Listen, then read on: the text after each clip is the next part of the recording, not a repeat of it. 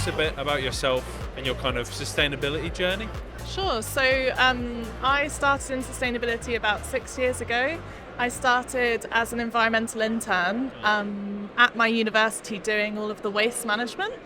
And then from there went on to energy consultancy and then Scope 3 consultancy, and was a consultant for about 4 years, and then got an in-house job at NatWest only last year. Oh, great. So you've just come from your panel to discussing Scope 3 strategies. How did that go and what was kind of spoken about?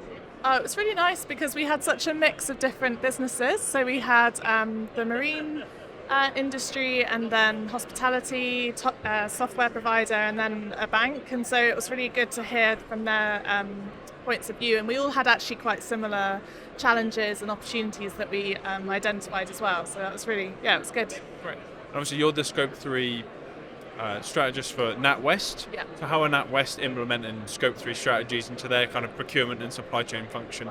Yeah, so we're focusing on our top suppliers at the moment, our top emitting suppliers. It makes up around 70% of our supply chain emissions. And then using the data that we've collected from suppliers over the last few years, we are identifying hotspots for engagement, going out to suppliers, asking them, what's your blocker, how can we help? And we're honestly at the very start of that journey. So come back in a year and hopefully we will have a lot more, conversations and partnership opportunities as well. Right, yeah. So obviously kind of sustainability goals, especially in procurement, kind of clash with cost. Yeah. How can businesses strive to trying to strike the right balance there? I think it's all through tender weightings, so making sure that you are considering sustainability in your tendering process and ensuring that there's qualification questions for suppliers that have sustainability in them, but also create that business as usual approach. So have sustainability as a core function of your process, but obviously it's not the total decision maker or metric that you should be making your decision on. So I think building it into that process is a good place to start.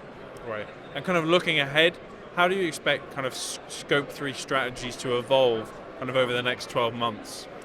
Over the next 12 months, I think, linking to that tender process that I just mentioned, I think having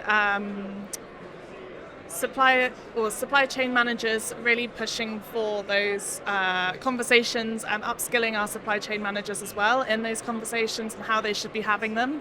I think the use of technology will be a big player, so using software tools to help you make decisions, to turn all of that data, and hopefully it's good quality data to make then good quality decisions.